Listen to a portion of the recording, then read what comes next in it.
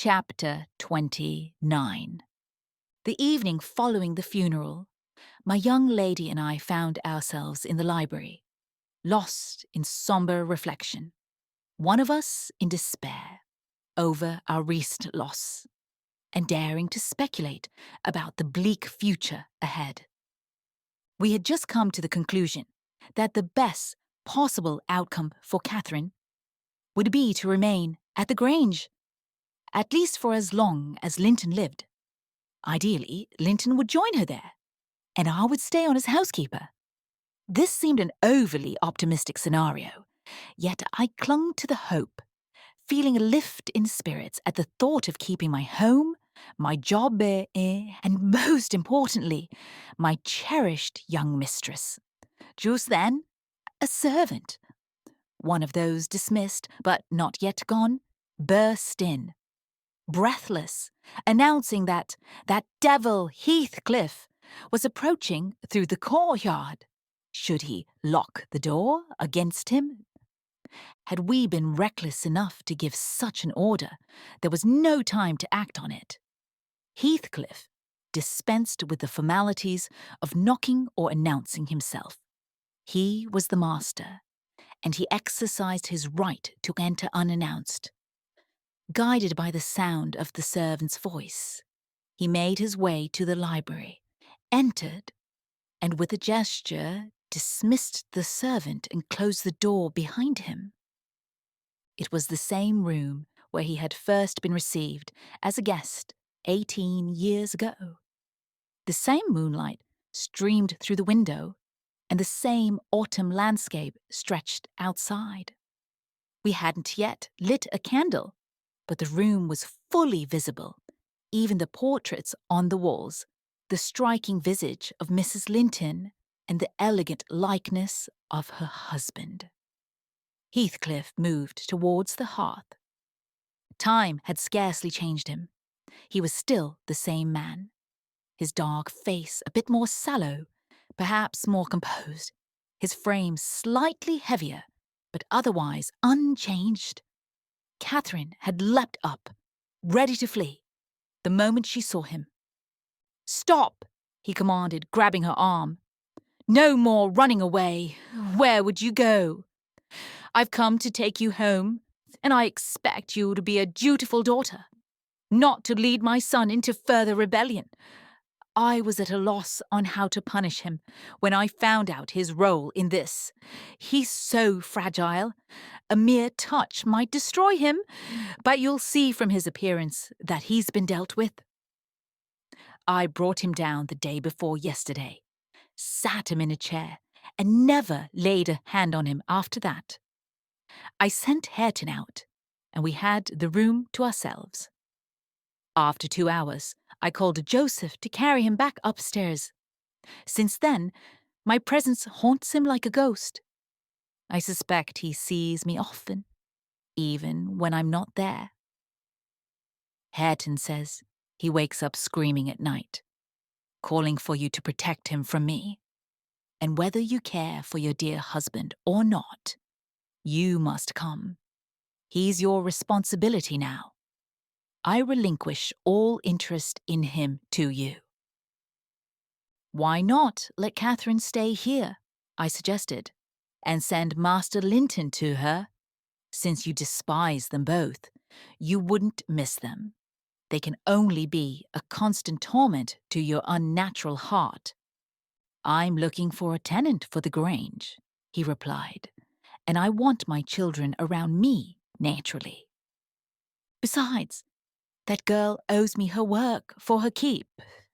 I'm not about to pamper her with comfort and laziness once Linton is gone. Hurry up and get ready now. Don't make me force you." "I will," Catherine replied. "Linton is all I have to love in this world. And even though you've tried your best to make us despise each other, you can't succeed. I dare you to harm him while I'm around, and I dare you to try and scare me." "You're quite the bold defender," Heathcliff retorted, "but I don't care enough about you to harm him. You'll endure the torment as long as it lasts. It's not me who will turn him against you. It's his own lovely nature. He's as bitter as poison over your leaving and its aftermath. Don't expect gratitude for this noble loyalty. I overheard him telling Zillah what he'd do if he were as strong as I am. He has the will, and his very frailty will sharpen his mind to find a substitute for strength. I know he has a bad nature, Catherine said. He's your son, but I'm glad I have a better one to forgive it. And I know he loves me, and that's why I love him. Mr. Heathcliff, you have no one to love you? And no matter how much you make us suffer, we'll always have the satisfaction of knowing your cruelty stems from your own deeper misery. You are miserable, aren't you? Lonely, like the devil, and just as envious. No one loves you. No one will mourn you when you're gone. I wouldn't want to be you. Catherine spoke with a kind of bleak triumph, as if she had resolved to embrace the ethos of a future family and find joy in the sorrows of her foes. You'll regret being yourself soon enough, her father-in-law retorted, if you stand there another moment. Begone, witch, and gather your things. She withdrew with disdain. In her absence, I began to plead for Zillah's position at the Heights, offering to give up mine for her, but he refused outright. He ordered me to be silent, and for the first time allowed himself a glance around the room, taking in the pictures. After studying Mrs. Linton's portrait, he declared, I shall have that home, not because I need it, but he abruptly turned to the fire, continuing with what, for lack of a better term, I must call a smile. I'll tell you what I did yesterday. I got the sexton, who was digging Linton's grave, to clear the earth from her coffin lid, and I opened it. I thought, for a moment, I might stay there. When I saw her face again, it is still hers. He had to work hard to move me, but he said it would change if the air touched it, so I loosened one side of the coffin and covered it up. Not Linton's side, damn him. I wish he'd been sealed in lead, and I bribed the sexton to pull it away when I'm laid there, and slide mine out too. I'll have it arranged that way, and by the time Linton joins us, he won't know which is which. You were truly wicked, Mr. Heathcliff, I exclaimed. Weren't you ashamed to disturb the dead? I disturbed no one, Nellie, he replied. I found some peace for myself. I'll be much more at ease now, and you'll have a better chance of keeping me buried when my time comes. Disturbed her? No. She's been haunting me day and night for 18 relentless years, until last night. And last night I found calm. I dreamt I was lying in my final rest beside her, my heart stilled and my cheek cold against hers. And if she had turned to dust, or worse, what would you have dreamt then? I asked. Of dissolving with her and being even happier, he answered. Do you think I fear such a change? I anticipated that transformation when I opened the lid, but I'm glad it hasn't begun until I can join her. Besides, without a clear impression of her serene face, that strange feeling wouldn't have lifted. It started in a peculiar way. You know, I was frantic after she died. Endlessly, from dawn to dawn, I prayed for her spirit to return to me. I have an unwavering belief in ghosts. I'm convinced they can and do exist among us. On the day she was laid to rest, snow began to fall. That evening, I made my way to the churchyard. The wind was as biting as winter, and the place was utterly deserted. I wasn't worried that her foolish husband would venture up the glen so late, and no one else had any reason to be there. Alone, with only a couple of yards of loose earth separating us, I told myself, I'll hold her in my arms again. If she's cold, I'll blame the north wind for chilling me. If she's still, it's only sleep. I fetched a spade from the tool shed and started digging with all my strength. The spade scraped against the coffin. I used my hands then, and the wood began to crack around the screws. I was on the brink of reaching my goal when I thought I heard a sigh from someone above, right at the edge of the grave. Bending down, "If I can just get this open," I muttered. "I hope they bury us both together." I pulled at it even more desperately. Another sigh came, close to my ear. I felt the warm breath of it cutting through the sleet-laden wind. I knew no living being was near, but as surely as you sense the presence of something solid in the dark, even if you can't see it, I felt Kathy was there, not beneath me, but on the earth. A sudden wave of relief surged from my heart through every limb. I let go of my torment and immediately felt an indescribable comfort. Her presence enveloped me, stayed with me as I refilled the grave, and guided me home. Laugh if you want. But I was convinced I would see her there. I was certain she was with me, and I couldn't stop myself from speaking to her. Once I reached the heights, I rushed to the door with urgency. It was locked, and I recalled that cursed Earnshaw and my wife blocking my way. I remember pausing to knock the wind out of him before hurrying upstairs to our rooms. I'd looked around impatiently. I felt her near.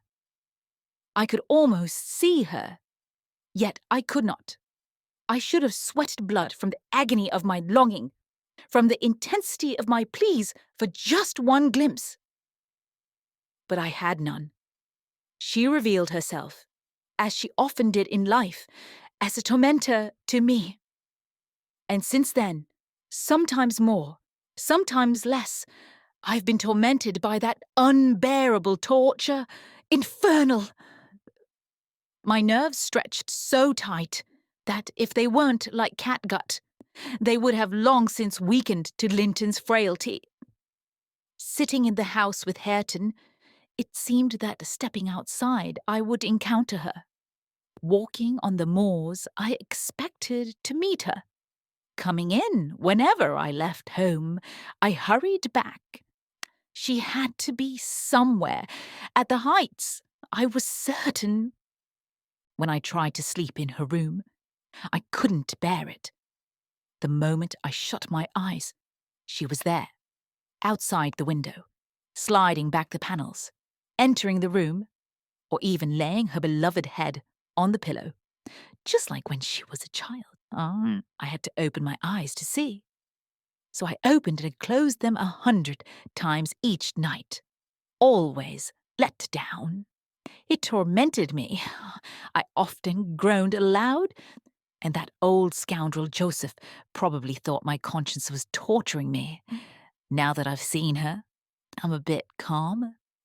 It was a strange kind of torment, not by inches, but by the tiniest fractions, luring me with the ghost of hope for 18 years. Mr. Heathcliff paused, wiping his forehead. His hair clung to it, damp with sweat. His eyes were fixed on the glowing embers in the fireplace, his brows raised at the temples, softening his grim expression, but giving him a look of deep trouble and intense focus on one consuming thought. He spoke only partly to me, and I stayed silent. I didn't want to hear him talk. After a brief pause, he returned to his contemplation of the picture, took it down, and leaned it against the sofa for a better view. While he was absorbed in this, Catherine came in, announcing she was ready, once her pony was saddled. Send that over tomorrow, Heathcliff said to me. Then, turning to her, he added, you can do without your pony. It's a fine evening, and at Wuthering Heights you won't need ponies. For the journeys you take, your own feet will suffice. Come along. Goodbye, Ellen, whispered my dear little mistress. Her kiss was cold as ice. Please come visit me, Ellen. Don't forget. Make sure you do no such thing, Mrs. Dean, her new father interjected. If I need to speak with you, I'll come here myself. I don't want you snooping around my house. He motioned for her to go ahead of him, and with a look that pierced my heart, she complied. From the window, I watched them walk down the garden path.